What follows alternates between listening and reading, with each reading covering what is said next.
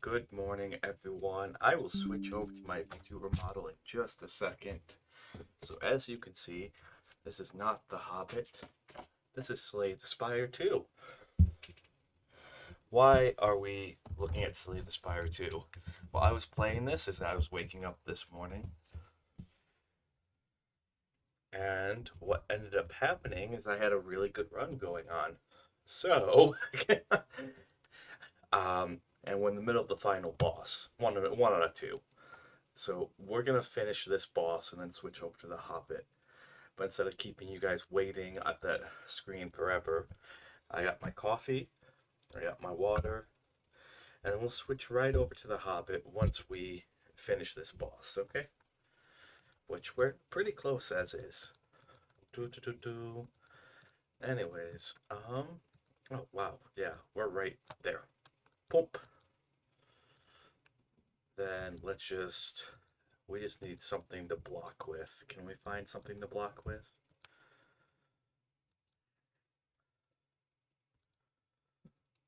There we go. There's that.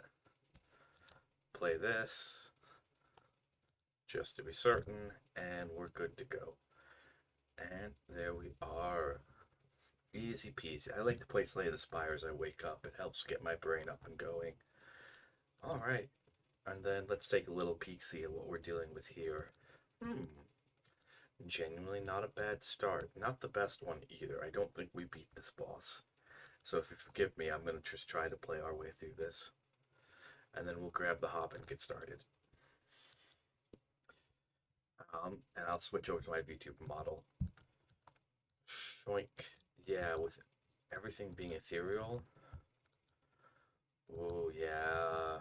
Because even if we do this, and we do this, yeah, I don't know. Well, I'll have to sit and play with it later. But that's later. Let's get the model up and running.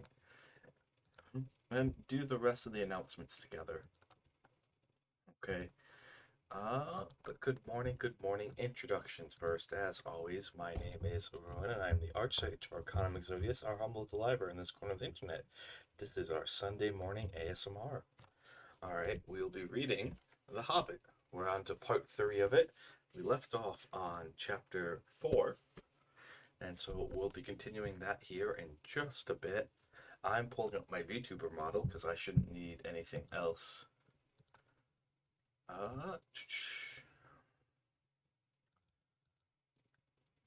Get the music playing in the background. There you go. I like this playlist. It's pretty cool.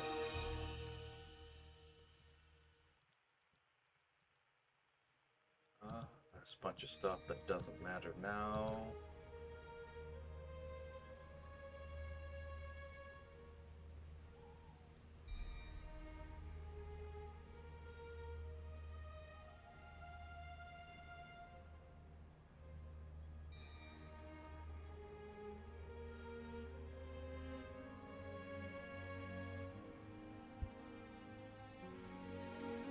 Okay.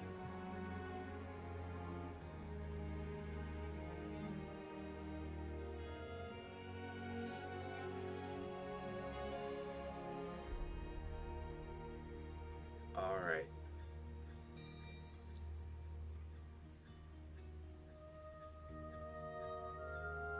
Oh, all the Pokemon stuff that's still up. Let's get rid of that. We'll switch over here for right meow. Okay. And then get my VTuber model up.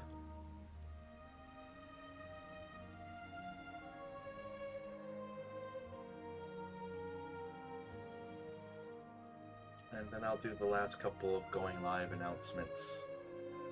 I was scrambling to try to finish Slay the Spire because I was like, oh wow, it's already time because I woke up an hour ago. And I was like, oh, it's already time. It's already time. Shoot, be gone. Be gone, Matura. Be gone. Okay, awesome. Awesome.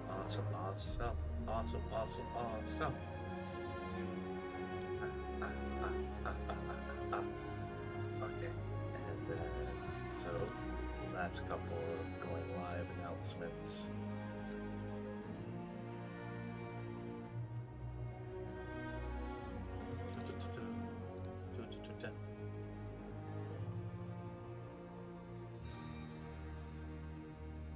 Get a good screenshot here.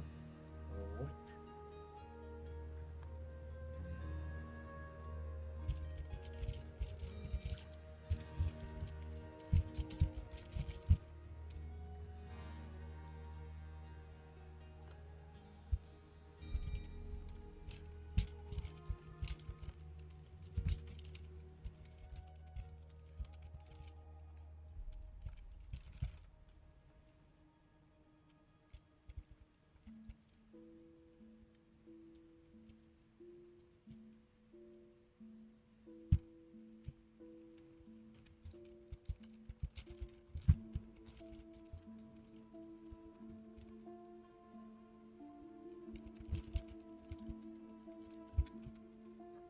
Okay.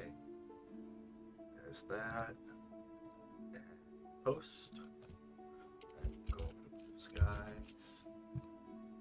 And that post over there. Then let's post to the Discord. Let everyone know to get their butts in here.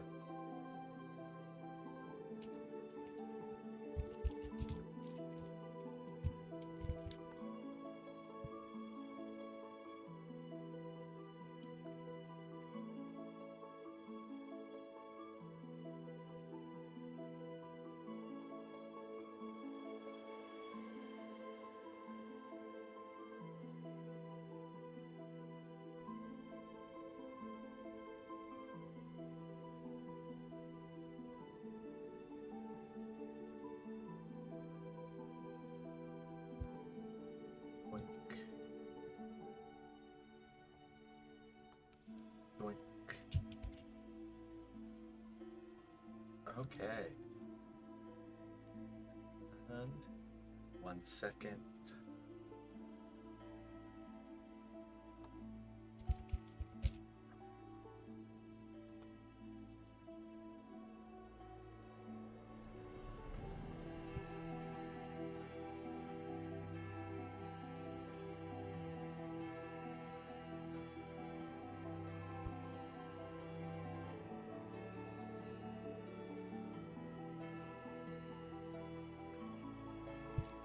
And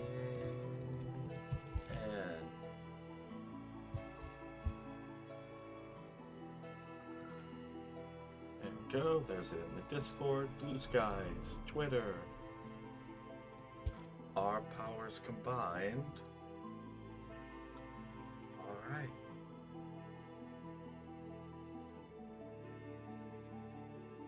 There we are. That's perfect. Perfect, perfect, perfect. And then, okay. I think that's the gain as high as it'll go on this microphone. So that way I can talk very softly as we do this.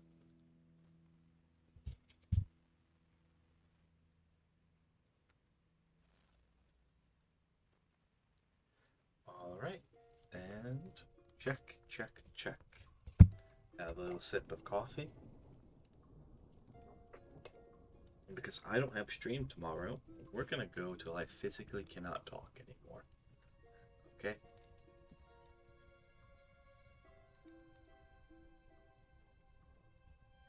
There we are. Checkity check. Last couple of things. And we are good to go. So when we last left off, alright, Bilbo and co. had just made it to the last homely home with Elrond, who had packed, and they'd spent midsummer there. And Elrond showed them off on the moon runes, and how there was knowledge that not even Gandalf knew regarding the map that they had leading to Smaug's treasure, really the dwarves' treasure that Smaug plundered long, long ago. Alright, and so we are now picking up where they're just leaving the last homely home, and after having a series of unfortunate events involving trolls and all sorts of other things, we're heading out on another adventure as they continue their grander adventure to make it back to the dwarves' traditional home. So that way they can confront Smog. So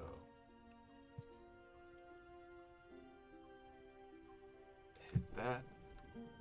Hit that. Alright, there we go.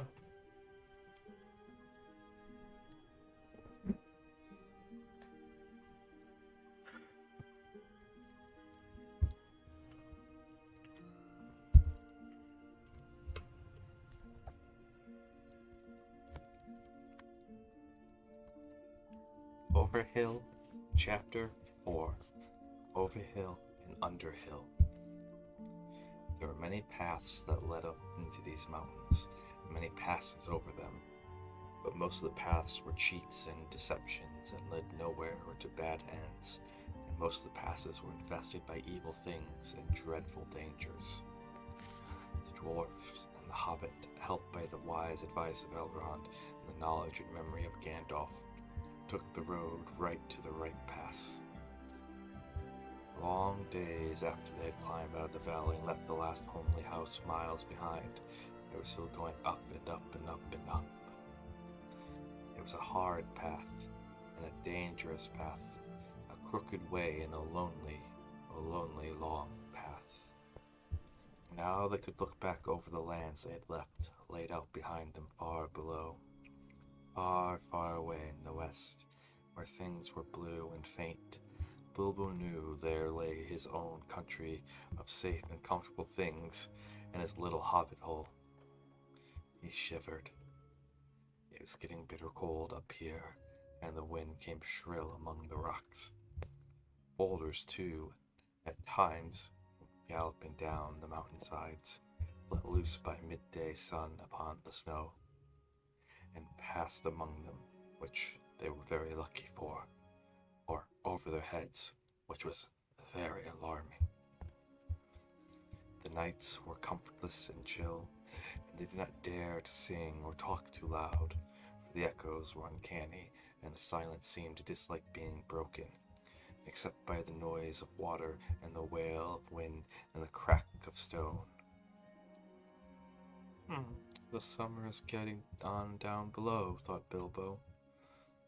Haymaking's going on, and picnics. They'll be harvesting and blackberrying before we even begin to go down to the other side at this rate. The others were thinking equally gloomy thoughts.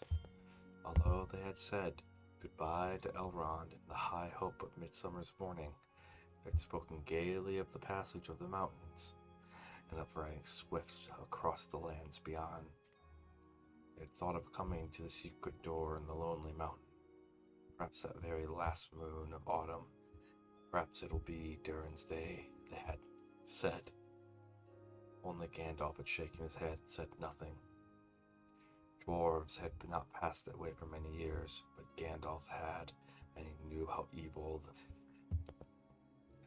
and danger had grown and thrived in the wild, since the dragons had driven men from the lands and the goblins had spread in secret after the Battle of the Mines of Moria.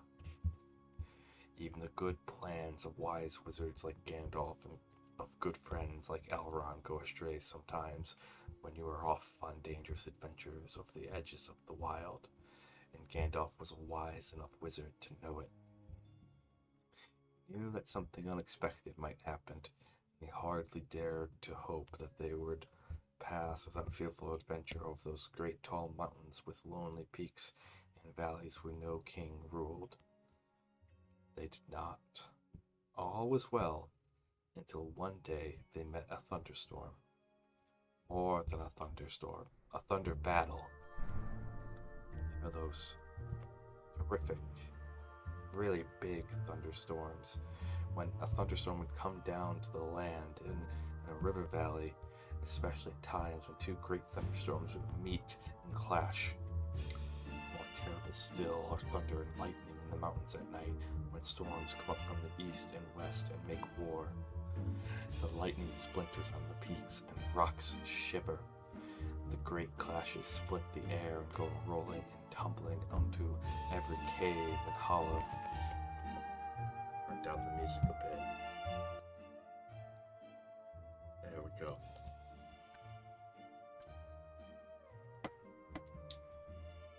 They were sheltering under a hanging rock for the night, and he lay beneath the blanket and shook from head to toe. When he peeped out into the lightning flashes, he saw that across the valley the stone giants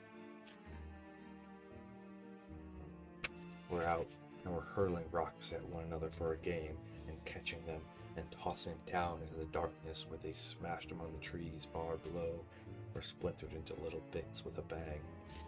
Then came a wind and a rain, and the wind whipped the rain and the hail about in every direction, so an overhanging rock was no protection at all. Soon they were getting drenched, and their ponies were standing with their heads down and their tails between their legs, and some of them were whinnying with fright. They could hear the giants quaffing and shouting all over the mountainsides. "This won't do at all," said Thorin. "If we don't get blown off or drowned or struck by lightning, we shall be picked up by some giant and kicked sky high for a football." "Well, if you know anywhere better, take us there," said Gandalf, who was feeling very grumpy and was far from happy about the giants himself. The end of their argument was that they set Fili and Kili to look for a better shelter. They had very sharp eyes, and being the youngest of the dwarves by some 50 years, they usually got these sort of jobs, whenever they could see that it was absolutely no use sending Bilbo. There's nothing like looking if you want to find something, or so Thorin said to the young dwarves. You certainly usually found something, if you look, but it's not always, well, quite the something you were after. So thus it proved on this occasion. Soon Fili and Kili came crawling back, holding on to the rocks in the wind. "We've found a dry cave," they said. "Not far around the next corner, and ponies and all could get inside." "Have you thoroughly explored it?" asked the wizard, who the caves up in the mountains were seldom unoccupied. "Yes, yes!" they exclaimed, though everybody knew they could not have been long about it. They had come back too quick. "It isn't all that big, and it does not go far back." That, of course, is the dangerous part about caves. You don't know how far back they go sometimes, or where the passage behind may lead to, or what is waiting for you inside. But Fili and Kili's news seemed good enough, as they all got up and prepared to move. The wind was howling and the thunder still growling, and they had a business getting themselves and their ponies along. Still, it was not very far to go, and before long they came to a big rock standing out into the path. If you stepped behind, you found a low arch in the side of the mountain.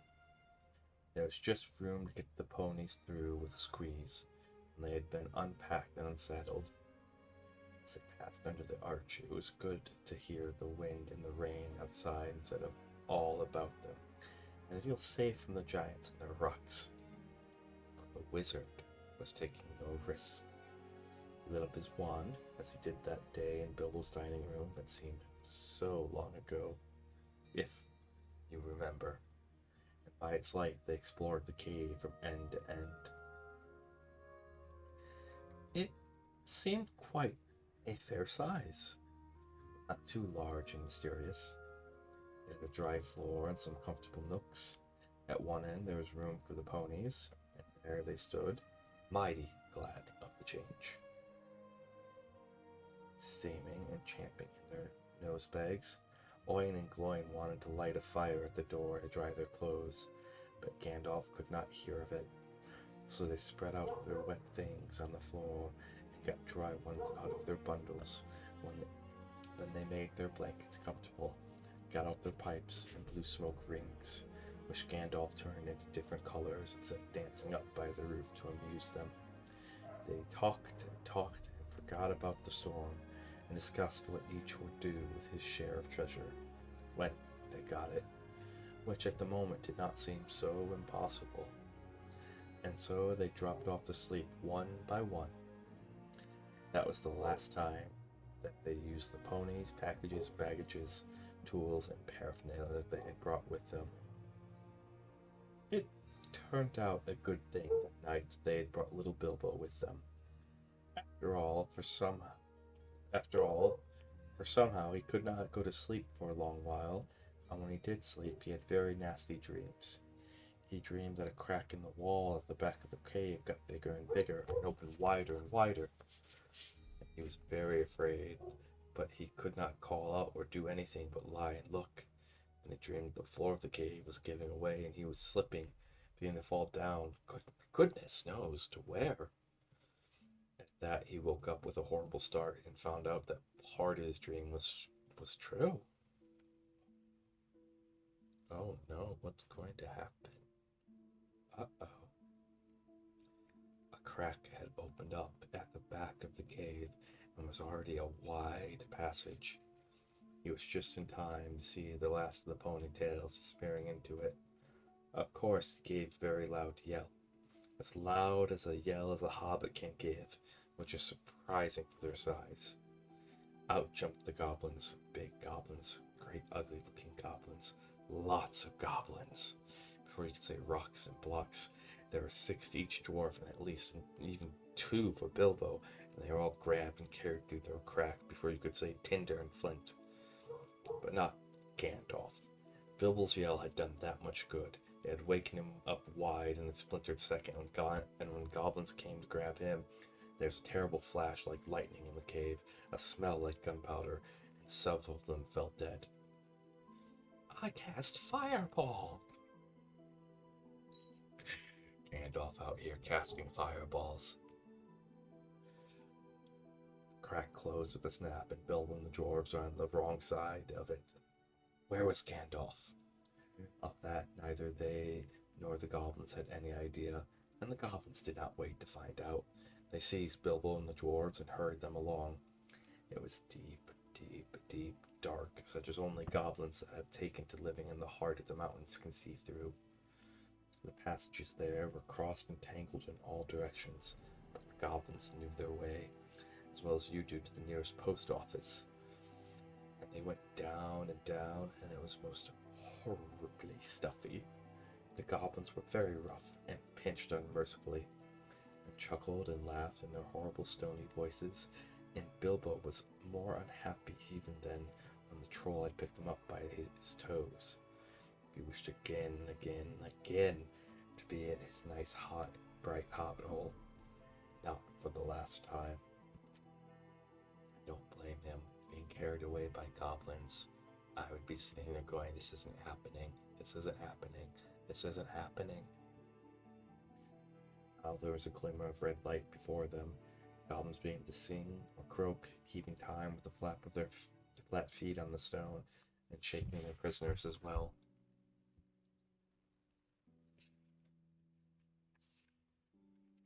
So, I heard my dogs. I'll be right back. Okay, I gotta go take care of the Huskerinos. So, before I start on the next page, we're just gonna put this up and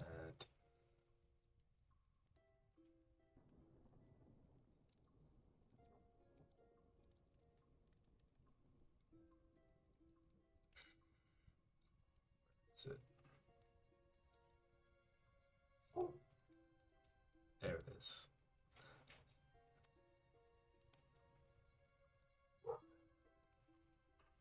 Be back.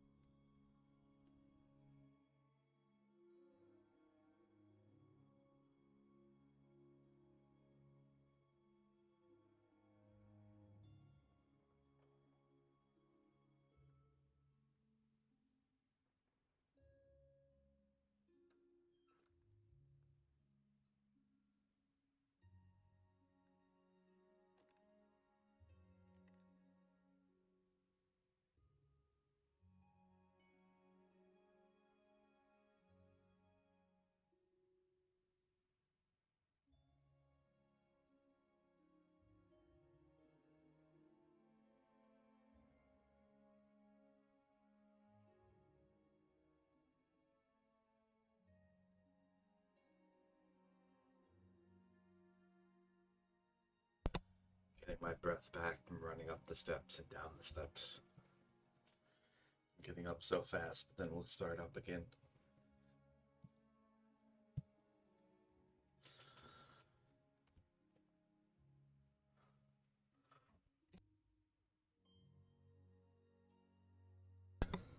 Okay.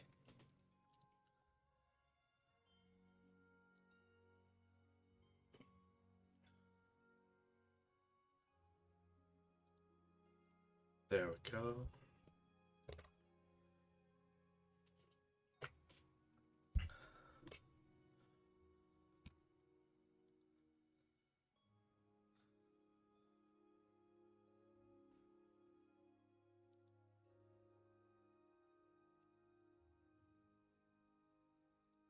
Alright, there we are.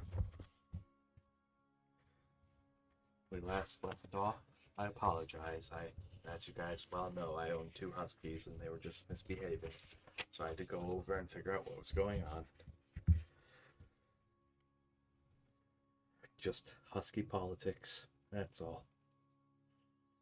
The goblins were very rough and pinched unmercifully, and chuckled and laughed in their horrible many voices, and Bilbo was more unhappy even than when the troll had picked him up by his toes. He wished again and again and again and again for his nice bright hobbit hole. Not for the last time. Now came a glimmer of red light before them.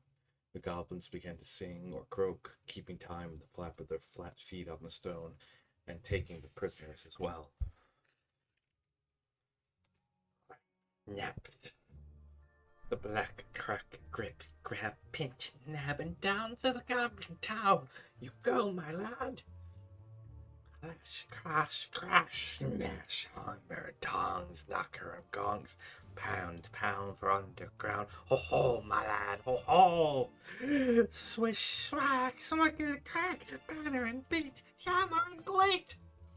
Work, work, no dare to shirk, while goblins quaff, line, goblins laugh, round and round for underground. Below, my lad! I always try to do my best with these songs, so it sounded truly terrifying.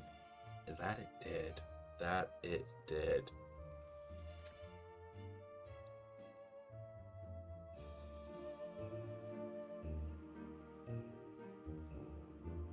There we go. The walls echoed to the clap, snap, and crush, smash, and to the ugly laughter of their ho-ho, my lad. The general meaning of the song was only too plain. For now the goblins took out whips and whipped them with a smash and smack and set them running as fast as they could in front of them. More than one of the dwarves was already yammering and bleeding like anything when they stumbled into a big cavern. It was lit by a great red fire in the middle and by torches along the walls. It was full of goblins. Oh no. Oh no.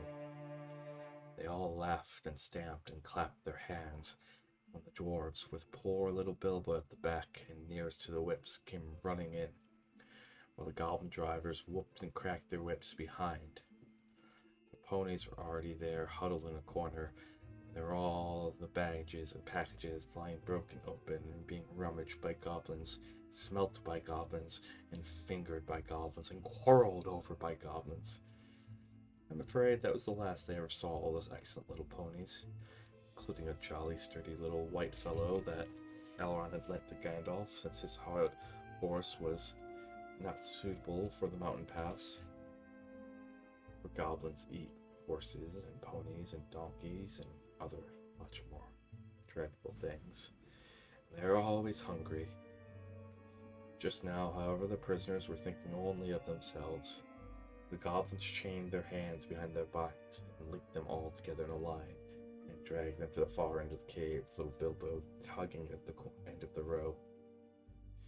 There in the shadows on a large flat stone sat a tremendous goblin with a huge head, and armed goblins were standing around him carrying the axe and the bent swords they used. Now, goblins are cruel, wicked, and bad-hearted.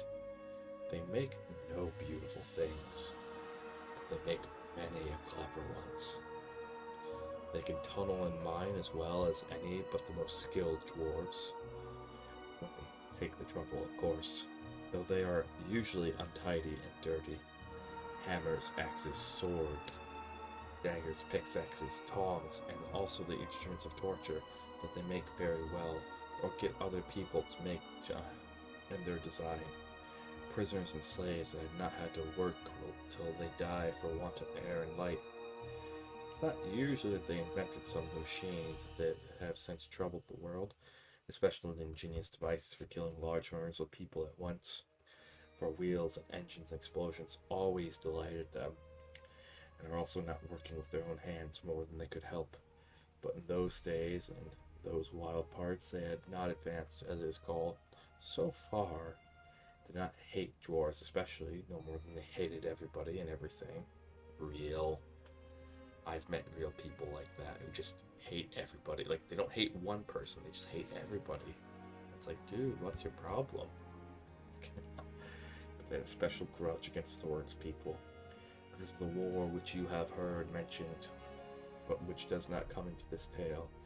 And anyways, goblins don't care who they catch as long as it's done smart and secret, and the prisoners are not able to defend themselves.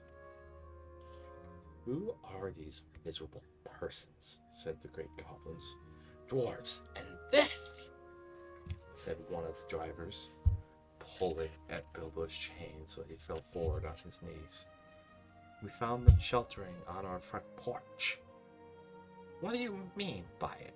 Said the great goblin, turning to Thorin. Up to no good. Spying on the private business of my people, I guess. Thieves! Thieves! I shouldn't be surprised to learn. Murderers and friends of elves. Not unlikely. Come, what have you got to say? Thorin the dwarf, at your service. Thorin replied. It was merely a polite nothing. Of the things which you suspect, and imagine we had no idea at all. We sheltered from a storm in what seemed a convenient cave, and unused. Nothing was further from our thoughts than inconveniencing goblins in any way whatsoever. And that was true enough. Said the great goblin. So you say? Might I ask what you were doing in the mountains at all? And where you were coming from, and where you're going to? In fact, I should like to know all about you. Not that it'll do you much good, Thorin Oakenshield. I know too much about your folk already. But let's have the truth, or I will prepare something particularly uncomfortable for you. Yes, I will.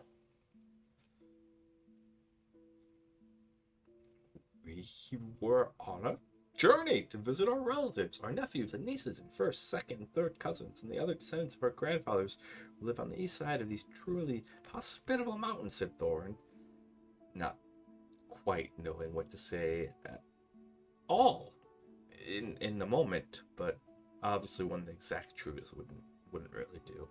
Yeah, we're going to go slay a dragon. Probably not going to be the thing you want to say at this point, because all the goblins that have to do to score points with said dragon is just say, hey, yeah, we're gonna go slay a dragon.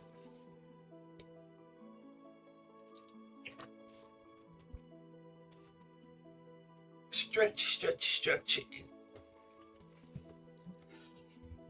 Look what we found. He is a liar. Oh, truly tremendous one, said one of the drivers.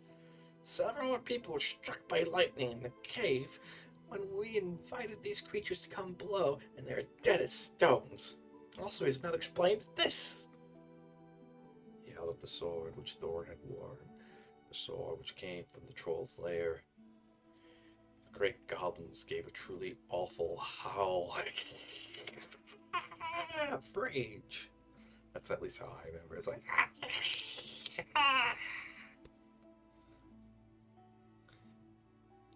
when he looked at it, and all his soldiers gnashed their teeth, clashed their shields, and stamped.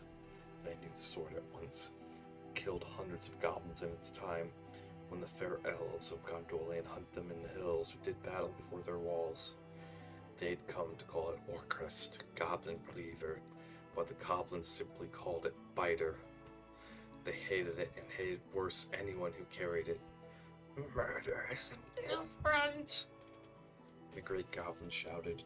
Slash them, beat them, bite them, lash them, take them away to the dark holes full of snakes. Snakes, never let them see the light again. He was in such a rage that he jumped off the seat and himself rushed at Thorin with his mouth open.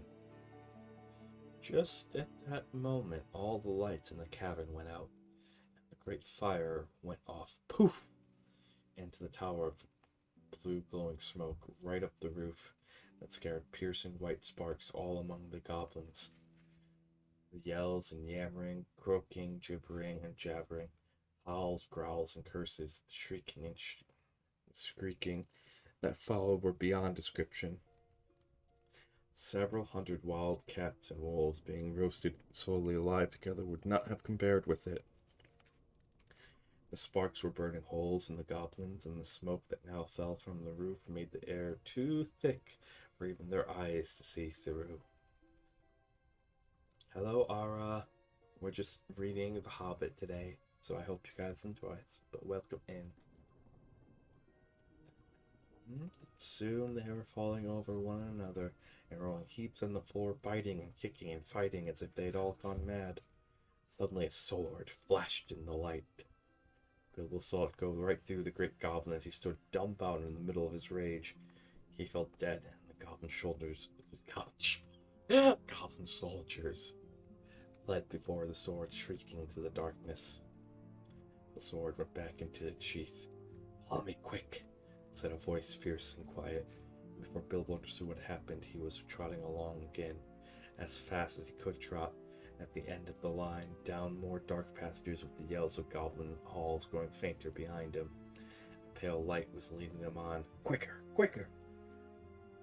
The torches will soon be relit. "Half a minute," said Dory, who was at the back next to Bilbo and a decent fellow. He made the hobbit scramble on his shoulders as best as he could with his tied hands. And off they all went at a run, with the clink-clank of chains, and many a stumble, since they had no hands to steady themselves with. Not for a long while did they sleep, and by that time they must have been right down in the very mountain's heart. Then Gandalf lit up his wand. Of course! It was Gandalf, of course. But just then they were too busy to ask how he got there. Wizards have their ways. He took out his sword again. Again it flashed in the dark by itself. It burned with a rage that made it gleam of goblins or about. Now it was bright as blue flame for delight in the killing of the great lord of the cave. It made no trouble whatever cutting through the goblin chains and setting all the prisoners free as quickly as possible.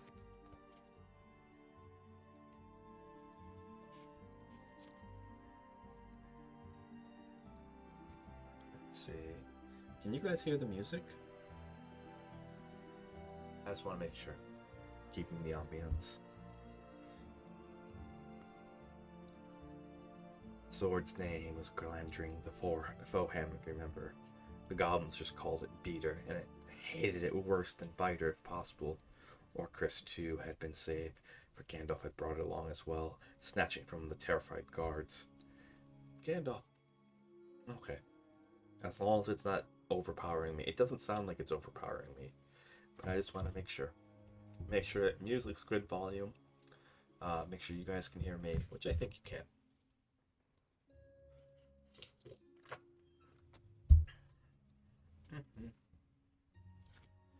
Gandalf thought of most things, and though he could not do everything, he could do a great deal for friends in a tight corner. Well, here, said he, handing his sword back to Thorin with a bow. Let me see. 1, that's Thorin. 2, 3, 4, 6, 7, 8, 9, 10, 11. Where are Philly and Killy? Oh, here they are. 12, 13, and here's Mr. Baggins. 14 exact. Well, it might be worse, and then again, it might be a good deal better. No ponies and no food, and no knowing quite where we are, and hordes of angry goblins just behind. Well, on we go. On they went. Gandalf was quite right. They'd begun to hear goblin noises and horrible cries far behind in the passages they had come through. That sent them on the faster than ever, and as poor Bilbo could not possibly go half as fast, for dwarves can roll along at a tremendous pace, I can tell you. When they have to, they took in turn to carry him on their backs. Still, goblins go faster than dwarves, and these goblins knew the way better. They had made the paths themselves, and were madly angry, so that they could do to the dwarves,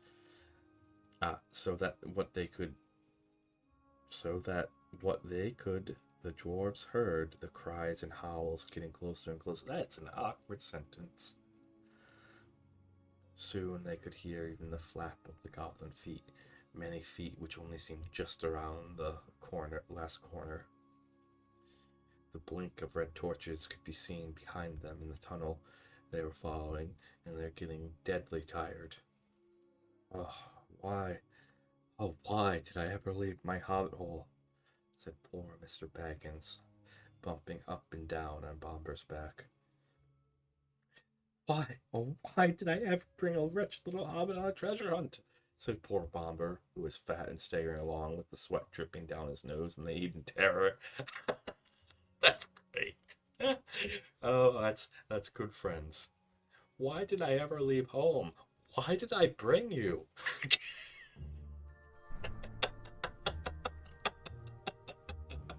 Oh my goodness.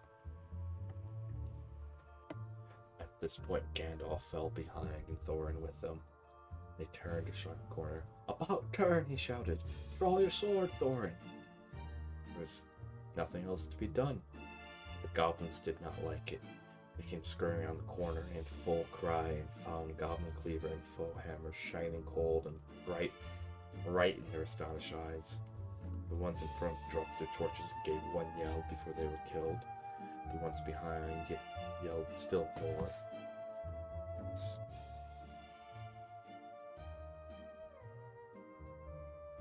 The ones behind yelled even more and leaped back, knocking over those that were running after them. Peter and Peter! They shrieked. And soon they were all in confusion, and most of them were hustling back the way they had come. It was quite a long while before anyone had dared to turn that corner. By that time, the dwarves had gone on again, a long, long way on into the dark tunnels of the goblins' realm. When the goblins discovered that they put out their torches and slipped on soft shoes, and that they chose out the very quickest runners with the sharpest ears and eyes. These ran forward as swift as weasels in the dark, and with hardly any more noise than bats. That is why neither Bilbo nor the dwarves, nor even Gandalf, heard them coming, nor did they see them, but they were seen by the goblins that they ran silently up behind, for Gandalf was letting his wand give out a faint light to help the dwarves as they went along. Quite suddenly, Dory, now at the back again carrying Bilbo, was grabbed from behind in the dark. He shouted, "Ah!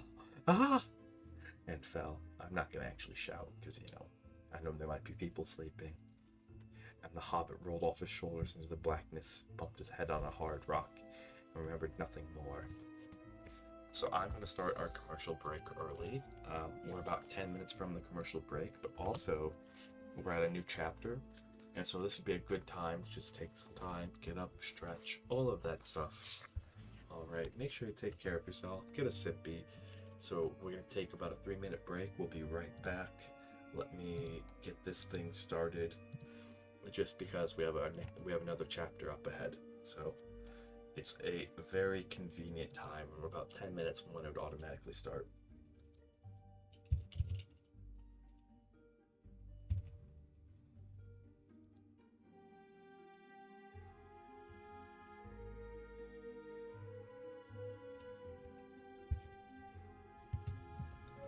Let me get that up and going. And then we'll be back in about 3 minutes once we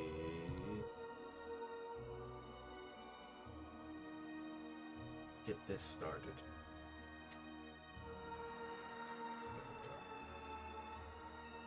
Fun fact, you cannot manually start commercial breaks from OBS. Instead, you actually have to go to the Twitch page. Alright, I will see you guys in 3 minutes.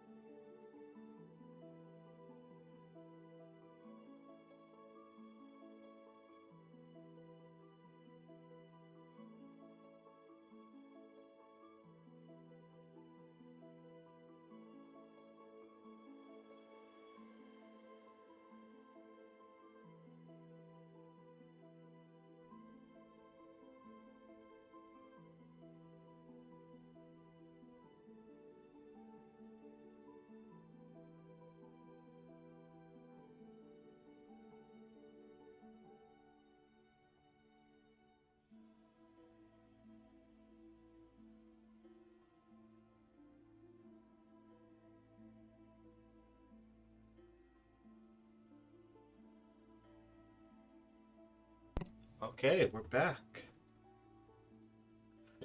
I got up, stretched, got something to drink. What did you guys do during the break?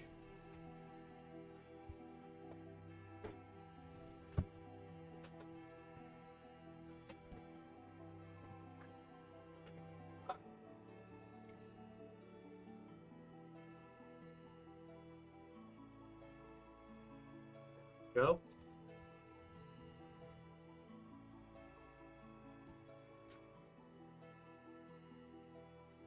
About to go to chapter 5. I'm going to catch my breath and stretching out for a bit, and we'll get started.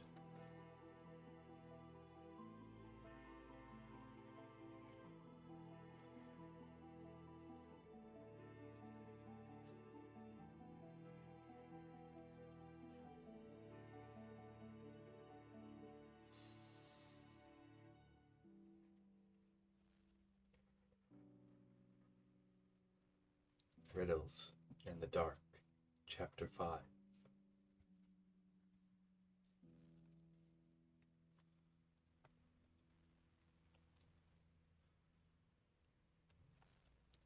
Yeah, I've had enough. That's been the most inconsistent music track I've had in a while. So, pass.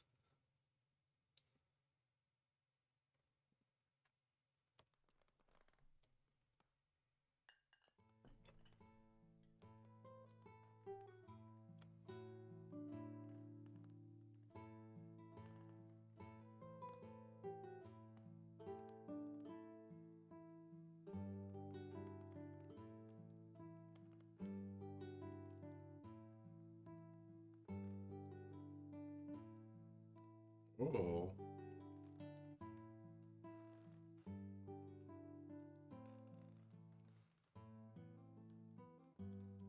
Okay, there we go.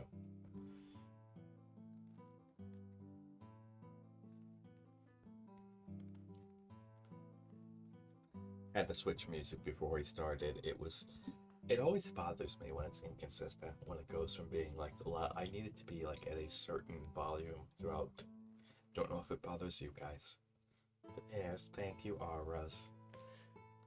When Bilbo opened his eyes, he wondered if he had, or was just as dark with them shut. No one was anywhere near him. Just imagine his fright. He could hear nothing, see nothing, could feel nothing except the stone of the floor.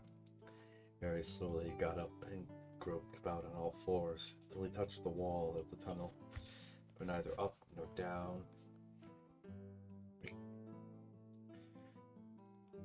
But neither up nor down. He could not find anything. Nothing at all. No sign of goblins, no sign of dwarves.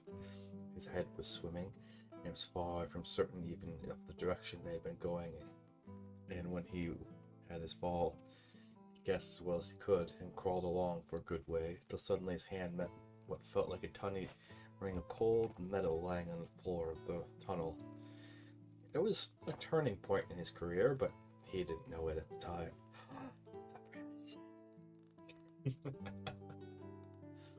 Put the ring in the pocket, almost without thinking.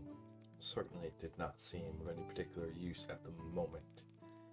He did not go much further, but sat down on the cold floor.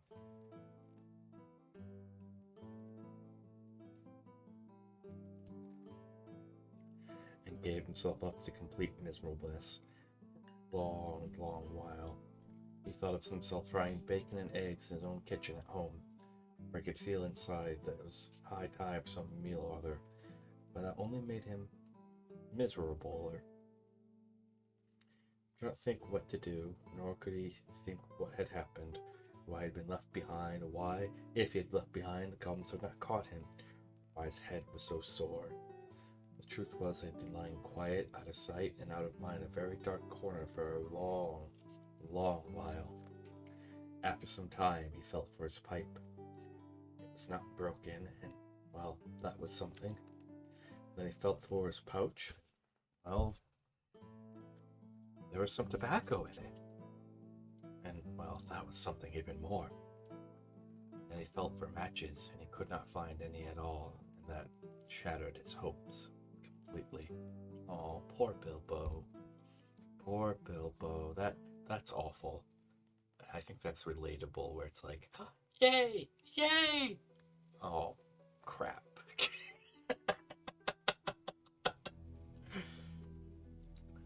Goodness knows what the striking of matches and the smell of tobacco would have brought on him out of dark holes in that horrible place. Still, at the moment, he felt very crushed. when slapping all his pockets and creating all around himself for matches, his hand came on the hilt of his little sword, little dagger he'd gotten from the trolls, and he had quite forgotten. Nor fortunately the goblins noticed it, as he wore it inside his breeches. How he drew it out, shone pale and dim before his eyes. Oh, so it is an elvish blade too. Goblins are not very neat. Well, yet very far off. Uh-oh. Uh-oh. But somehow he was comforted.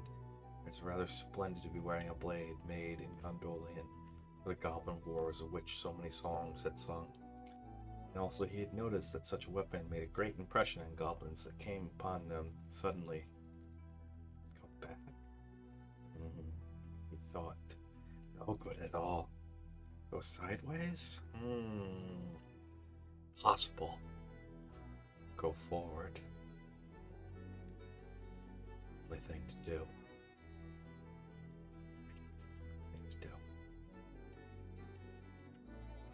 Well, on we go. So up he got. Trotted along with his little sword held in front of him, one hand feeling the wall, its heart all in a patter and a pitter. Now, certainly Bilbo was in what is called a tight place, but you must remember it's not quite so tight for him as it would have been for me and you. Hobbits are not quite like ordinary people, and after all, their holes are nice cheery places and properly aired, quite different from the tunnels of the goblins. Still, they're more used to tunneling than we are, and they do not easily lose their sense of direction underground. Not when their heads have recovered from being bumped. They also can move very quietly and hide easily, and recover wonderfully from falls and bruises, and they have a fund of wisdom and wise sayings that men have mostly never heard or have forgotten for so long. I should have not at all liked Mr. Baggins' place. All the same, the tunnel seemed to have no end. All he knew was that it was still going down pretty steadily, and keeping in the same direction in spite of a twist and turn or two. There were passages leading off to the side every now and then, as he knew by the glimmer of his sword or could feel with his hand on the wall. Of these he took no notice, except to hurry past for fear of goblins or half-imagined dark things coming out at them. On and on he went, and down, and still he heard no sound of anything except the occasional whir of a bat by his ears, which startled him at first, till it became too frequent to bother about. And having a bat fly by your head while you're exploring a cavern would just be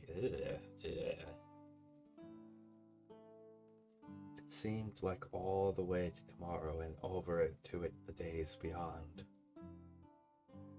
Oh, sorry, I actually missed a line.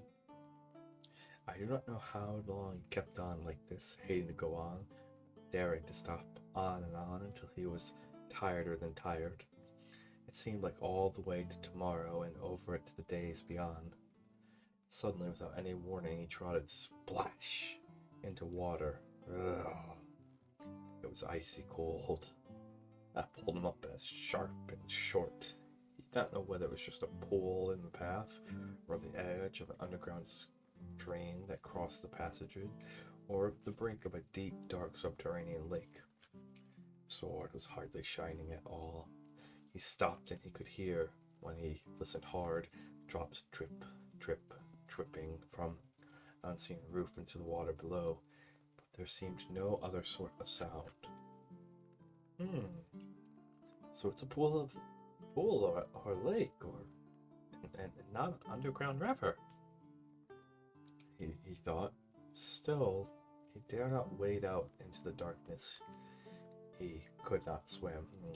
He thought, too, of nasty, slimy things with bulging, blind eyes reeling in the water. There are strange things, after all, that live in the pools and lakes in the hearts of mountains. Fish whose father swam in goodness only knows how many years ago, and never swam out again. while their eyes grew bigger and bigger and bigger from trying to see in the blackness. Also, there are other things more slimy than fish. Even in the tunnels and caves the goblins have made for themselves, there are other things living unbeknown to them that have sneaked in from outside to lie up in the dark. Some of these caves too go back in the beginning to ages before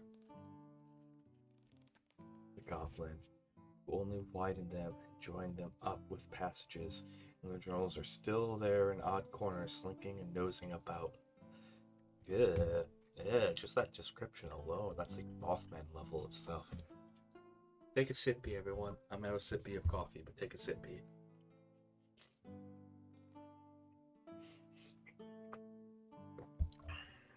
Okay.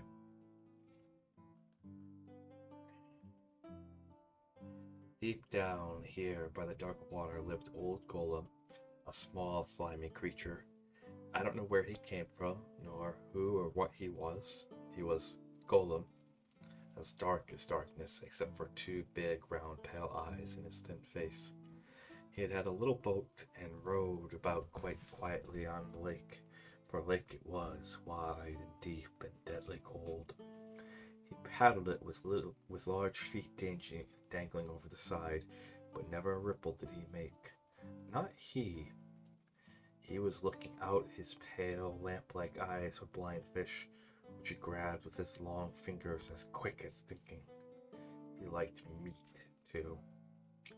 Goblin he thought good, when he could get it, but he took care that they never found him out. He just throttled them from behind. They never came down along anywhere near the edge of the water, while by he was prowling about. They very seldom did. They had a feeling that something unpleasant was lurking down there, down at the very roots of the mountain. They had come on the lake when they were tunneling down long ago, and they found that they could go no further. So their road ended in that direction, and there was no reason to go that way, unless the great goblin sent them. Sometimes he took a fancy for a fish from the lake, and sometimes neither goblin nor fish came back. That seems like one of those things where you either give it to like the newbie or give it to the guy you don't like. Alright. Where it's like, hey Steve. Yeah? You remember how I wasn't a big fan of you? Like, how you pulled that prank on me like 2 days ago? Yeah? Go get me a fish. Sire, I came to report that Steve didn't come back. Oh, what a shame.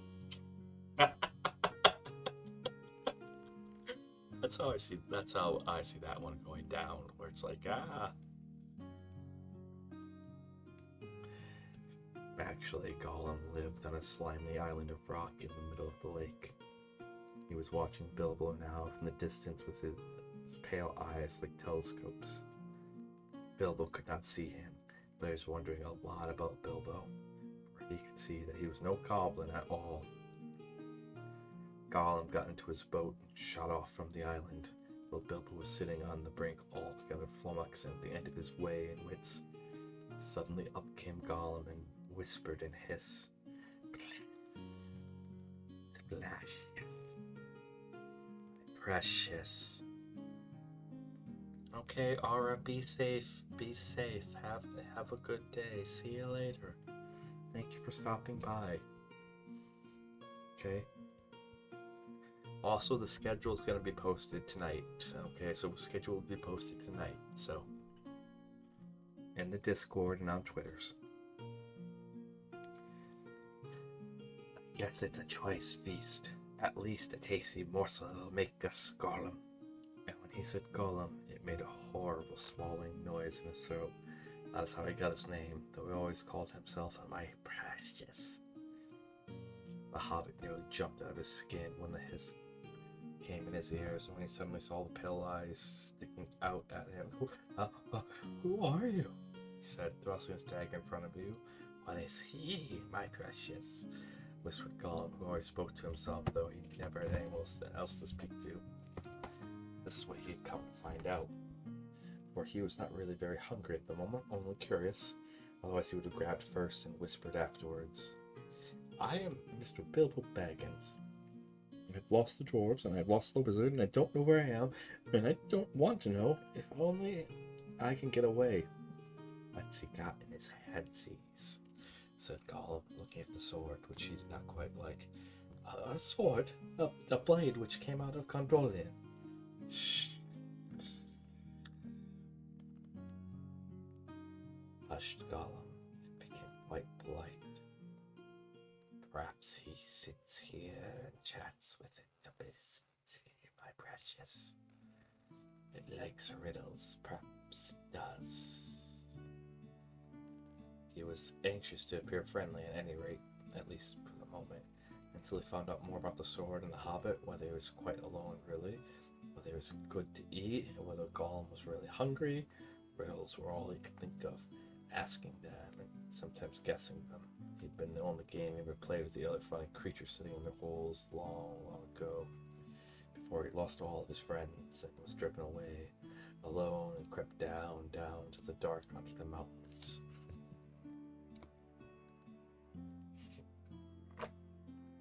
Very well, said Bilbo, who was anxious to agree, until he found out more about the creature, whether he was quite alone, whether he was fierce or hungry, and whether he was a friend of the goblins. You asked first. He asked because he had not the time to think of a riddle. So Gollum hissed. Answer as nobody sees, taller than the trees, up in the big goes, never grows. Easy, said Bilbo. Mountain, I suppose.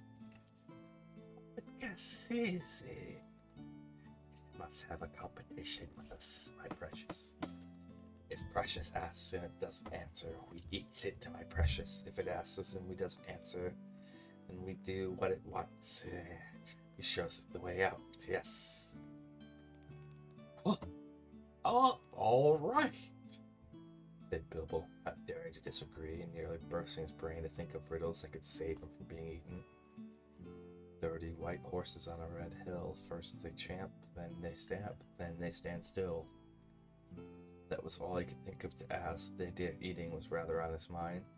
Rather an old one, too, and Gollum knew the answer as well you do. Chestnuts, chestnuts.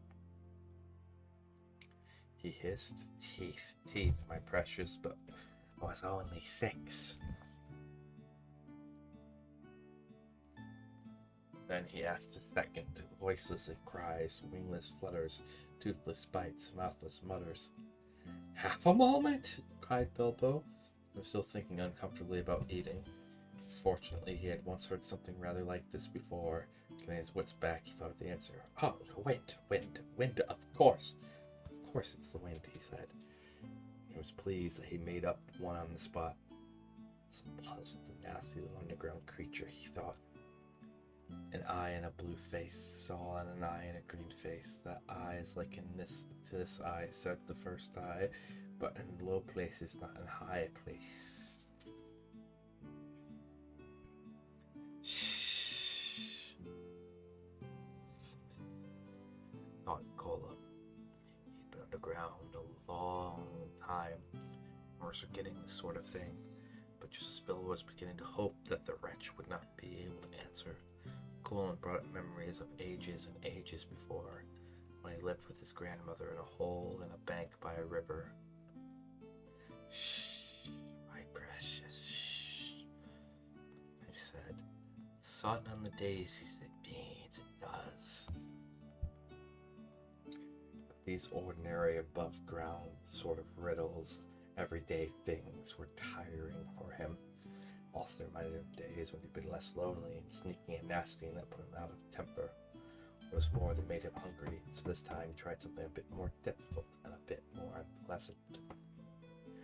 Cannot be seen, cannot be felt, cannot be heard, cannot be smelt. It lies beyond the stairs and under hills, in empty holes it fills.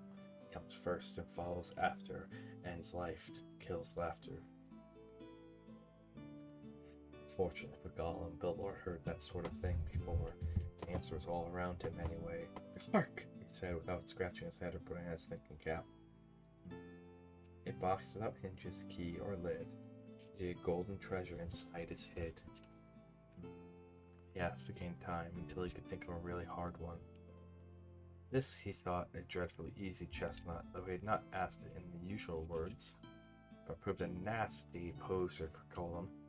He hissed to himself, and still he did not answer. He whimpered and spluttered. After a while, Bilbo became impatient. Well, what is it? The answer's not kettling boil, as you seem to think from the noise you're making. Give us a chance, give us a chance, my precious. Well, after said Bilbo, giving him a chance, but what's your guess? But suddenly Gollum remembered Deviant from nests long ago and sitting under the riverbank teaching his grandmother to suck eggs. And Land Before Time reference. Eggs easy as it is. Then he asked. Alive without breath, as cold as death, never thirsty, ever drinking, all in mail, never clinking.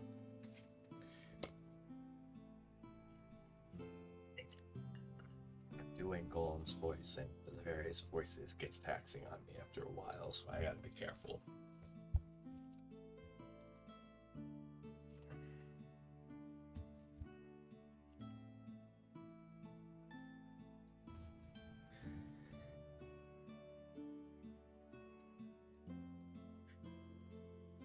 He, in turn, thought this was a dreadfully easy one because he was always thinking of the answer, but could not remember anything better at the moment. He was so flustered by the egg question. All the same, it was a poser for poor Bilbo. It never had anything to do with the water if he could help it.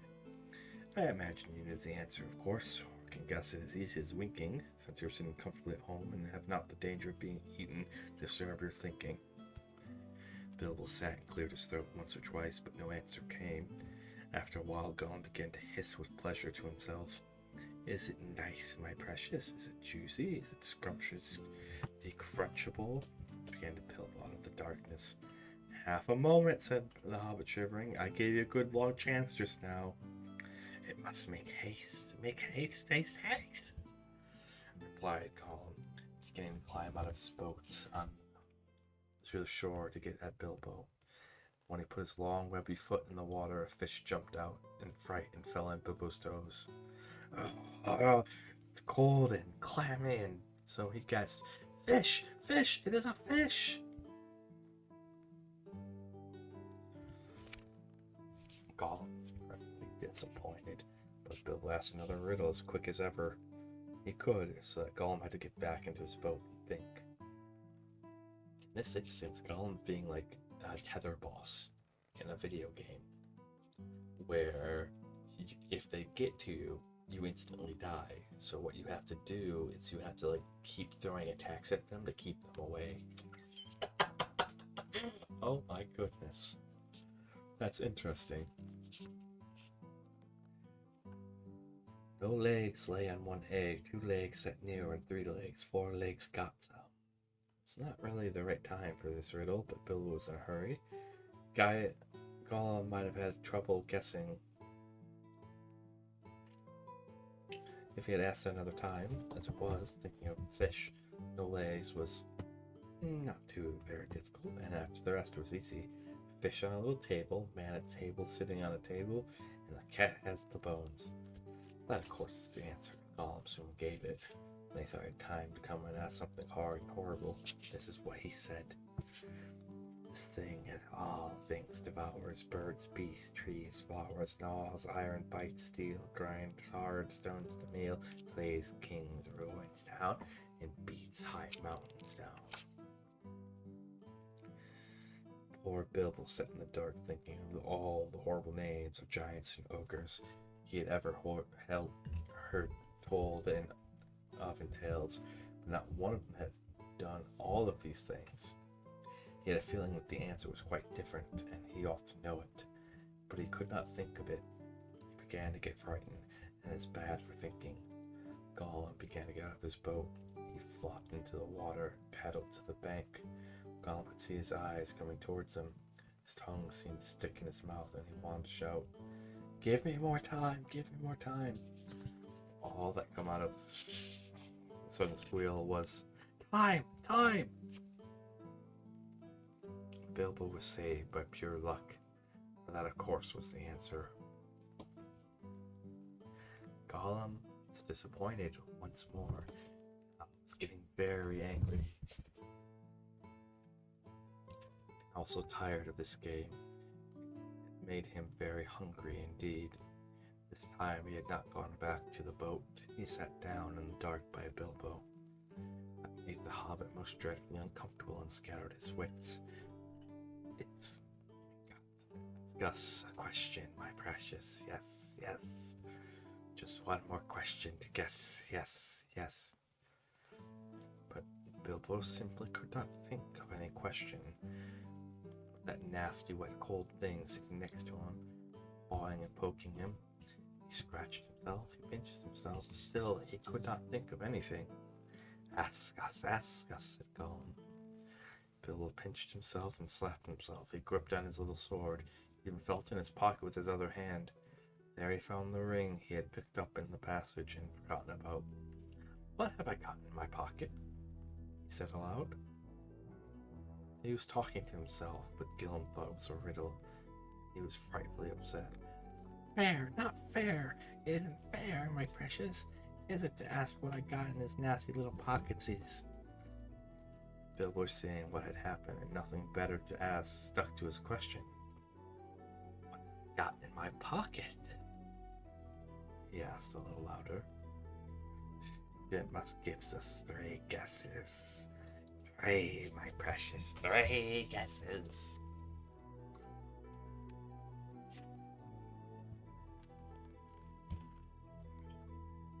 Stretchy.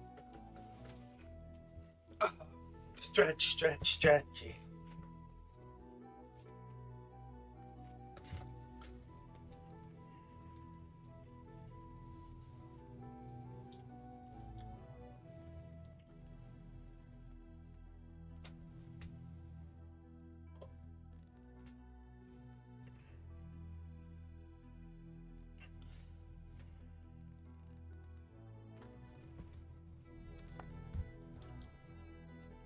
Bilbo, seeing what happened and nothing better, stuck to his question. "All right, shh.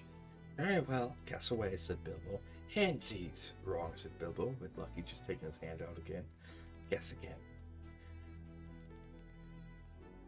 Gollum was more upset than ever. Out of all the things he kept in his own pockets, fish bones, goblin's teeth, wet shells, a bit of bat wing, a sharp stone to sharpen his fangs on, other nasty things, he tried to think that what other people kept in their pockets. "Knife." "Wrong," said Bilbo, who had lost his some time ago. "Last guess." Now, Gillum was in much worse state than when Bilbo had asked him that question. He hissed and spluttered and rocked himself backwards and forwards and slapped his feet on the floor and wriggled and screamed, but he did not dare to waste his last guess. "Come on," said Bilbo. "I'm waiting." He tried to sound bold and cheerful, but he did not feel at all how sure the game was going to end, whether Gollum guessed right or not. "Time's up! String or nothing!" shrieked Gollum, which was not quite fair, working at 2 guesses at wrong. "Both wrong," cried Bilbo, very much relieved, and he jumped at once to his feet, put his back to the nearest wall, and held out his little sword. He knew, of course, that the riddle game was sacred and immense integrity, and even wicked creatures were afraid to cheat when they played it. But he could not trust this slimy thing to keep it any promise at a pinch. Any excuse would do for him to slide out of it. And after all, that last question had not been a genuine riddle according to the ancient laws. But Gollum did not at once attack him.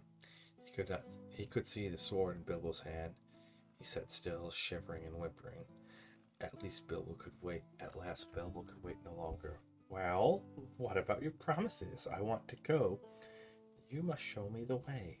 "Did we say so, precious?" "Show the nasty little bag and see the way out." Yes. "But what has he got in his pockets? It's not string, precious, but not nothing." "Oh no, Gollum." Never you mind, said Bilbo. Promise is a promise. Cross it is patient precious. But it must wait, yes, it must. Let's see.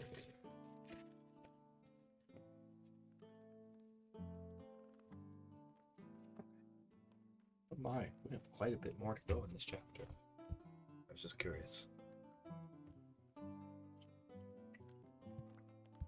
Can't go up the tunnel so hasty. We must go up and get some things first. Yeah, things to help us out. Well, hurry up, said Bilbo, or they'd think of Gollum going away. Thought it was just making an excuse. Did not mean to come back. What was Gollum talking about? What useful thing could he keep out of the dark lake? But he was wrong. Gollum did not mean to come back. He was angry and now hungry, and was a miserable, wicked creature, and already had a plan. Not far away was his island, on which Bilbo knew nothing, and there was his hiding place. He kept a few wretched oddments, and one very beautiful thing, very beautiful, very wonderful. He had a ring, a golden ring, a precious ring. Birthday present, he whispered to himself as he had often done in endless dark to say, that's what he wants now, he wants it. You want it because it was a ring of power, and if you slipped that ring on your finger, you were invisible. Only in full sunlight could you be seen, and then only by your shadow, and that would be shaky and faint. My birthday presents came to me on my birthday, my precious. So he always said to himself, but who knows how Gollum came by that present ages ago in the old days when such things were still at large in the world. Perhaps even the master who ruled them could not have said. Gollum used to wear it at first till it tired him, and he kept it in a pouch next to his skin till it galled him, and now he usually hid in a hole in the rock on his island. I was always going back to look at it. But still, sometimes he put it on when he could not bear to be parted from it any longer, and was very, very hungry and tired of fish. And then he would keep along the great passageways looking for stray goblins. He might even venture into places where the torches were lit and made his eyes blink and smart, where he would be safe. Oh yes, quite safe. No one would see him. No one would notice him till he had his fingers on their throat only a few hours ago when he had worn it, or a small goblin in. How it squeaked! He still had a bone or two left to gnaw, but he wanted something softer. Quite safe, yes. It won't see us, will it, my precious? No, it won't see us until its nasty little sword will be useless. Yes, quite. That is what was in his wicked little mind as he slipped suddenly from Bilbo's side, fled back to the boat, and went off into the dark. Bilbo thought he had heard the last of him. Still he waited a while, for he had an idea how to find his way out alone. Suddenly heard a screech. It sent a shiver down his back. Gollum was cursing and wailing away in the gloom, not very far off by the sound of it. He was on the island, scrabbling here and there, searching and seeking in vain. Where is it? Where is it? Bilbo heard them crying. Lost it is, my precious, lost, lost, curse and crush us, my precious, lost. Whoa, okay, hold on a sec.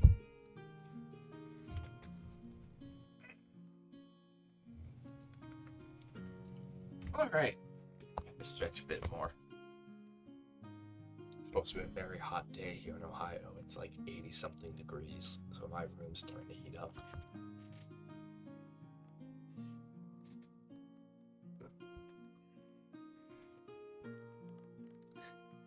Lost it is, my precious, lost, lost, curse and crushes, my precious is lost. What's the matter? Bilbo called. What have you lost? It must ask us, not its business. Not its business, no, Gollum. It's lost, Gollum, Gollum. Well, so am I. And I want to get unlost, and I won the game, and, well, you promised. So, come along. Come and let me out, and then go on with your looking. Utterly miserable as Gollum sounded, Bilbo could not find much pity in his heart. He had a feeling that anything Gollum wanted so much could hardly be something good. Come along. No, not yet, preciouses. We must search for it. It's lost, Gollum. But you never guessed my last question, and you promised never guessed. Then suddenly, out of the gloom came a sharp hiss. What has it got in its pockets, He's? Tell us that. It must tell us. As far as Bilbo knew, there was no particular reason why he should not tell. Gollum's mind had jumped to a guess quicker than his, naturally, for Gollum had brooded for ages on this one thing, and he'd always been afraid of it being stolen. But Bilbo was annoyed at the delay. After all, he had won the game, pretty fairly, at a horrible risk. Answers were to be guessed, not given. It wasn't a fair question. A riddle, preciouses, no. Well, if it's a matter of ordinary questions, Bilbo replied, and I asked one first. What have you lost? Tell me that. What you got in your pockets, Ace? That sound came hissing louder and sharper, and he looked towards it. To his alarm, Bilbo now saw 2 small points of light peering at him. Suspicion grew in Gollum's mind. The light of his eyes burned with a pale flame. What have you lost? Bilbo persisted. Gollum's eyes become a green fire and is coming swiftly nearer.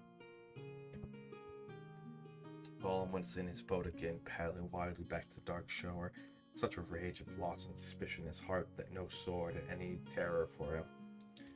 Bilbo could not have guessed what had maddened the wretched creature, but he saw that was all up. Gollum meant to murder him at any rate. Just in time, he turned and ran blindly back to the dark passage which led down the way he had came, keeping close to the wall and filling it with his hand. What has it got in its pockets? What has it got in its pockets? What has it got in its pockets? He heard the loud hiss behind him and the splash as Gollum leapt from his boat. What have I wonder? What have I? Bilbo said to himself as he panted and stumbled along, with his left hand in his pocket, and he felt very cold as it quietly slipped onto his gripping forefinger. The hiss was close behind him. He turned now and saw Gollum's eyes like small green lamps coming up the slope. Terrified, he tried to run faster, but suddenly struck his toes on a snag at the floor and fell flat with his little sword under him. In a moment, Gollum was on him. Before Bilbo could do anything, recover his breath, pick himself up, or wave his sword, Gollum passed by, taking no notice of him, cursing and whispering as he ran. Be right back. I'm just gonna go open up the window. It's getting kind of hot and stuffy in here.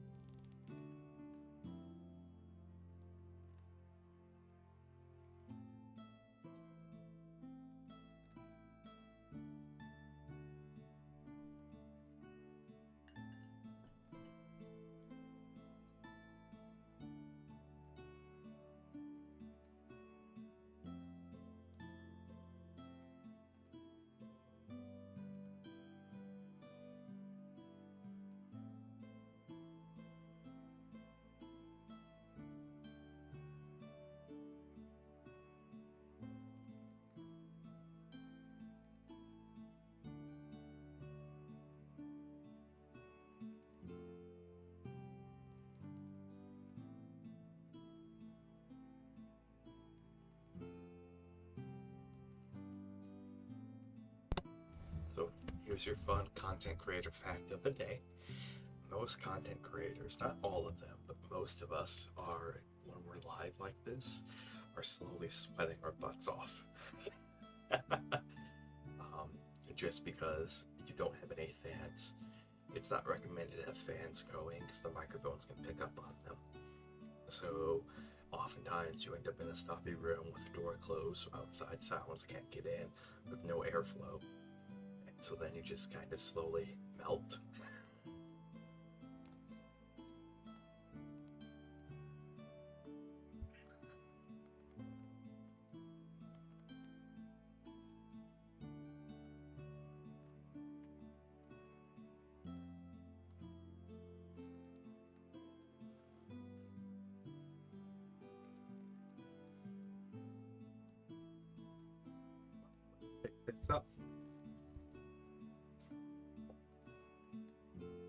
What could it mean? Gollum could see in the dark. Bilbo could see the light of his eyes, perfectly pale, shining from behind. Painfully, Bilbo got up and sheathed his sword, which was glowing faintly again. And very cautiously, Bilbo followed. There seemed nothing else to do. It's not good going back down to Gollum's water. Perhaps if Bilbo followed Gollum, Gollum might lead him to some way of escape without meaning to. Curse it, curse it, curse it, curse it! Hissed Gollum. Curse the bag. It's gone. What's it got in its pockets? Oh, we guess, my precious. He's found it. He must have my birthday present. Bilbo pricked up his ears. He was the last being to guess himself. He hurried a little, getting as close as he dared behind Gollum, who was still going quickly, not looking back, but turned his head from side to side, as Bilbo could see the faint glimmer on the walls. My birthday present, curse it! How did we lose it, my precious? Yes, that's it. When we came this way last, when we twisted that nasty thin young squeaker, that's a curse. It slept from us after all these ages and ages. It's gone, Gollum, it's gone! Suddenly Gollum sat down and began to weep, a whistling, gurgling sound, horrible to listen to. Bilbo halted and flattened himself against the tunnel wall. After a while, Gollum stopped weeping and began to talk. He seemed to be having an argument with himself. It's no good going back there to search. No. We mustn't. He doesn't remember all the places we visited. It's no use. The Baggins has got in his pockets. The nasty noser has found it, he says.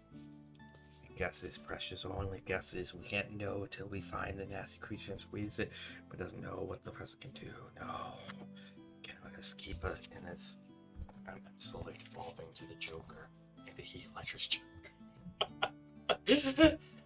You want to know how I got these preciouses?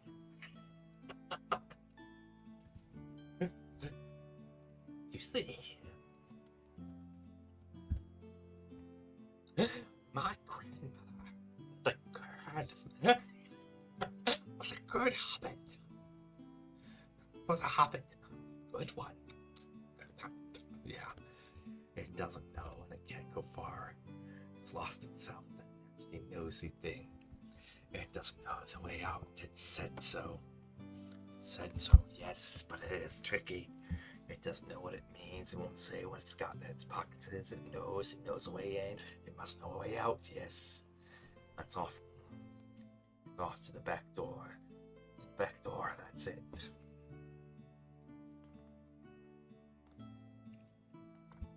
The goblin sees will catch it then. It can't get out that way, precious.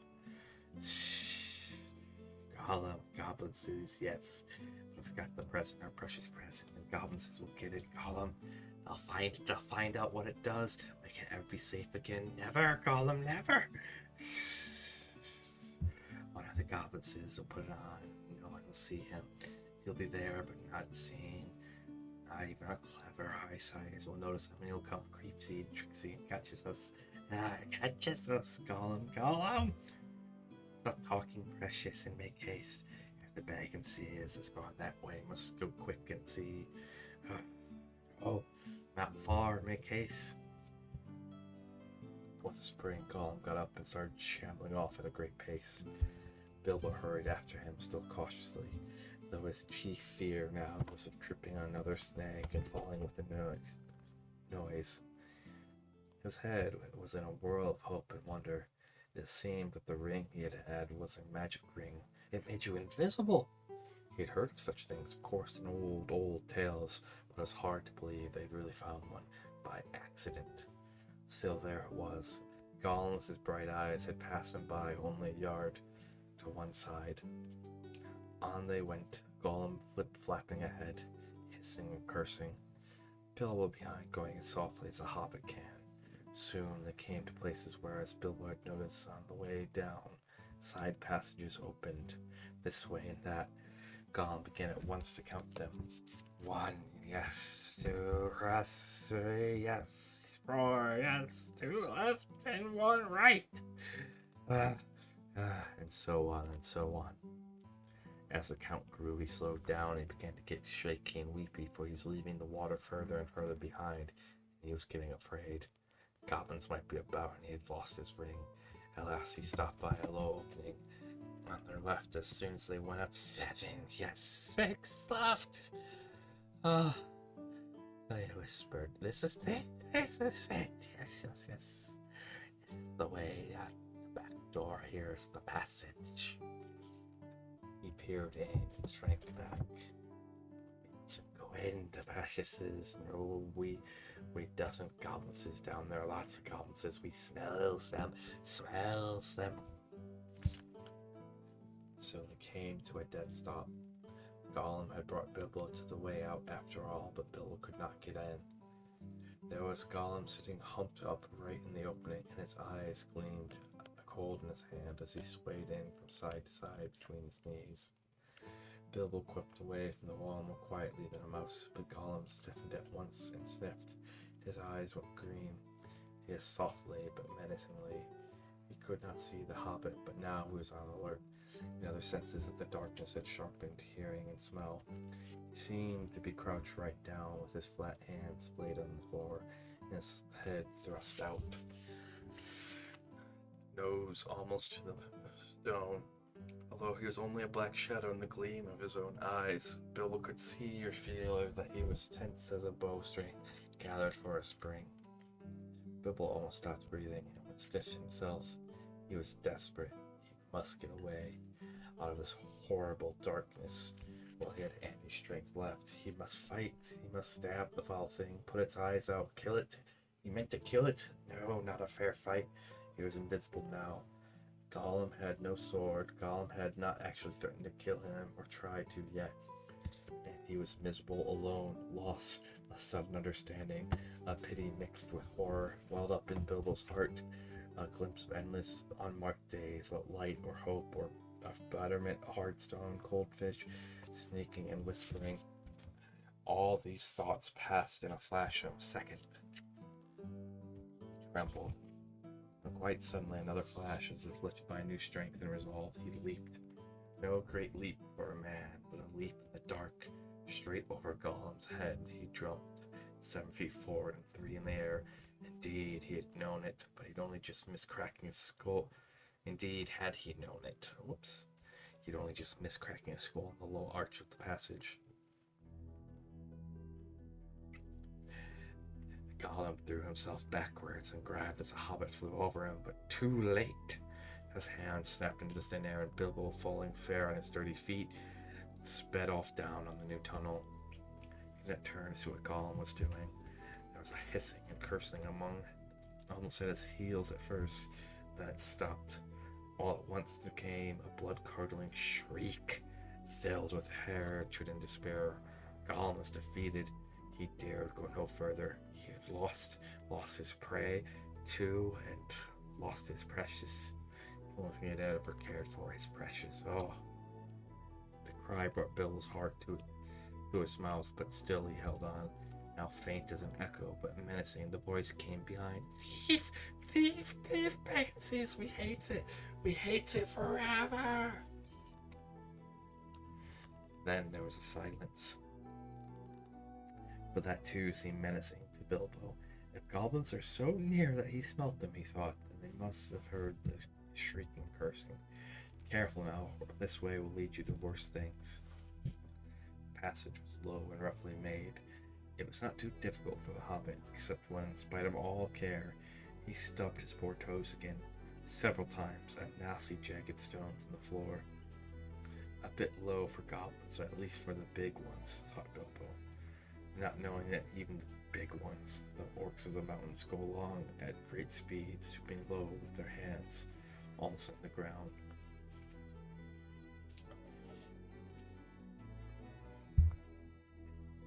Soon the passage that had been sloping down began to go up again, and after a while it climbed steeply and slowed Bilbo down, but at last the slope stopped, the passage turned a corner and dipped down again, and there at the bottom of the short incline he saw flittering around another corner a glimpse of light, not red light as a fire or lantern, but a pale out-of-door sort of light. Then Bilbo began to run.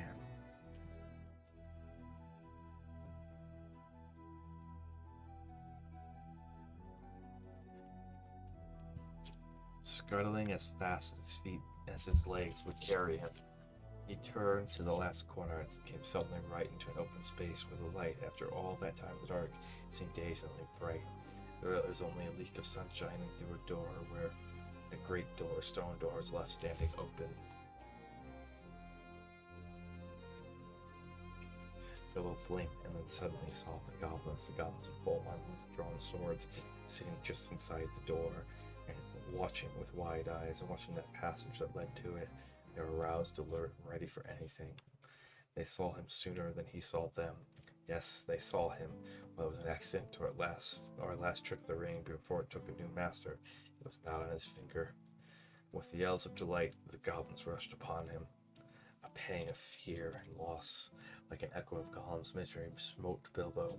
Forgetting even to draw his sword, he struck his hand into his pockets, and there was the ring still, in his left pocket, and it slipped on his finger. The goblins stopped short. They could not see a sign of him. He had vanished. They yelled as twice as loud as before, but not so delightfully. "Where is he?" "Go back up the passage," some shouted. "This way." Some yelled, "That way." Others yelled, "Look out for the door," bellowed the captain. Whistles blew, armor clashed, swords rattled, goblins cursed and swore, ran hither there, falling over one another, getting very angry. There's a terrible outcry to do and disturbance. Bilbo was dreadfully frightened, but he had the sense to understand what happened and to sneak behind a big barrel which held the drink for the goblin guards to get out of the way and avoid being bumped into, trampled to death, or caught by Frail. "I must get on to the door, I must go to the door," he kept on saying to himself. It was a long time before he ventured to try. Then it was like a horrible game of blind man's bluff.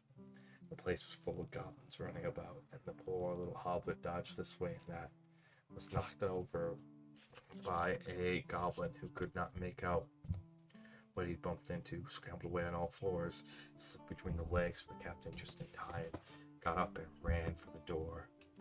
It was still ajar, but a goblin had pushed it in nearly to. Bilbo struggled, but he could not move it. He tried to squeeze through the crack. He squeezed and squeezed, and he stuck. It was awful. His buttons had gotten wedged on the edge of the door and the doorpost. He could see outside the open air that there were a few steps running down into a narrow valley between tall mountains. The sun came out from behind a cloud and shone bright on the outside of the door, but he could never get through. But he could not see through. Whoops. Suddenly one of the goblins inside shouted, "There is a shadow by the door! Something is outside!" Bilbo's heart jumped into his mouth. He gave a terrible squirm. Buttons burst off in all directions. He was through, with a torn coat and waistcoat, leaping down the steps like a goat, while bewildered goblins were still picking up his nice brass buttons on the doorstep. Of course, they soon came down after him, hooting and hollering and hunting among the trees, but they didn't like their son, made their legs wobble and their heads giddy. They could not find Bilbo with the ring on, slipping in and out of the shadow of the trees, running quick and quiet, and keeping out of the sun as soon as they went back to grumbling, cursing the guard at the door. Bilbo had escaped. Oh my goodness, that was such an action-packed chapter. And that was... whoa, that chapter was long. Also, it's a good time to take a break, as we're about 10 minutes before when we normally have our break. Looking at the next chapter, we probably have one more chapter to read for today. The next chapter is about 20 pages long, so that should take us about another hour to hour and a half. Alright, we'll see where we're at, but I want to try to get to chapter 7. We're at chapter 6 right now. Okay. The entire book is, let's say, 300 pages long. So we're almost a third of the way through. Chapter 7 ends on page 105 actually. We're on page 85. So we'll officially be 1/3 of the way through the book. That's awesome.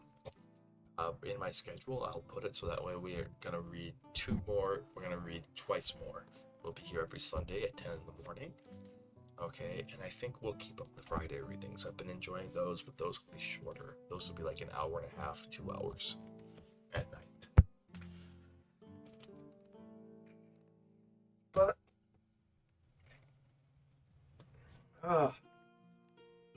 Stretchy, stretchy. Okay, see you guys in 3 minutes.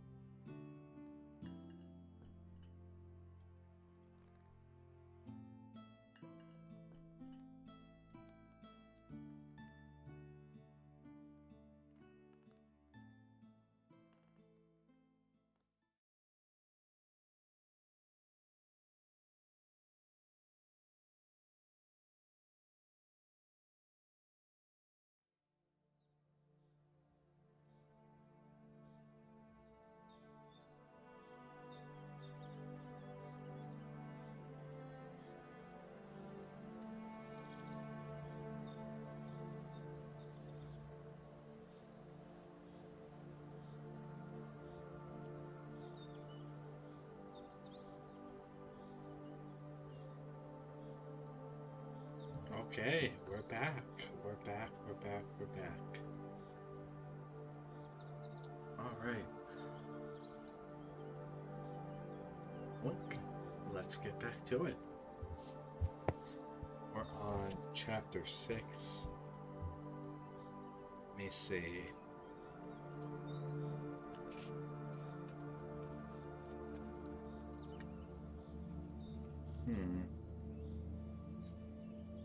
Oh my.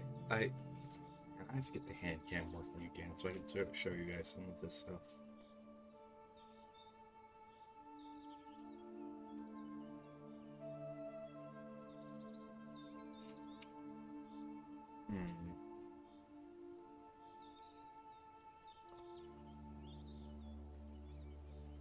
Okay, I think what we're gonna do is we're gonna raid out. I thought about this. I went and grabbed a snack. I thought about this. I'm gonna raid out on. I think we'll be back later on today. If not, I'll definitely be reading this again. Yeah. When I got up, I was like, okay, we can read another 20 pages, easy peasy. Let's get through the next chapter. And when I sat back down, I was like, we're at a good stopping point. We've had a good long stream. Alright. And so I think this is just a really good natural stopping point, because then we're at a chapter. Yeah, we're not stopping halfway through a chapter in case I run out of steam. That's what I'm thinking. It's like, am I gonna run out of steam halfway through this? Possibly. So we'll find someone to raid out and call it a good stream for right now. Okay, I apologize. But it seems about 2 hours is roughly. Oh, I missed that follow. Oh my goodness, I'm so sorry. It seems about 2 hours is roughly my limit. So,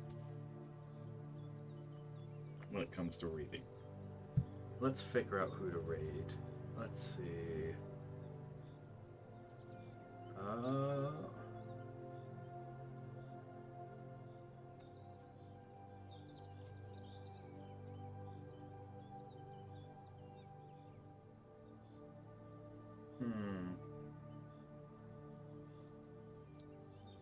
You know, I feel that vibe. Something fierce.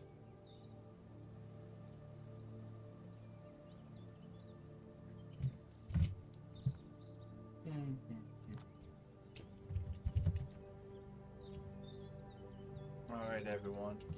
Thank you all for being here. Thank you all for joining me today. It's always greatly, wonderfully appreciated. I know I say this almost every single stream, but I really and truly do mean it. Thank you. Thank you for spending the time here, because when you spend your time anywhere, you're giving little slivers of your life that you can never ever give away. Never ever get back. You can always get things back. You can always get money back, but you can never get time back. So the time you spend anywhere is a very precious commodity and a very, very, very precious resource and compliment that you give to people. It does not go unnoticed when you spend your time here. Unfortunately, our time together has come to an end, and it's now time for you to go out and weave your own tale. And however you choose to weave it, whatever you choose to do, weave it with kindness. Until next time. Bye-bye. Be good for Kali. Okay, first impression.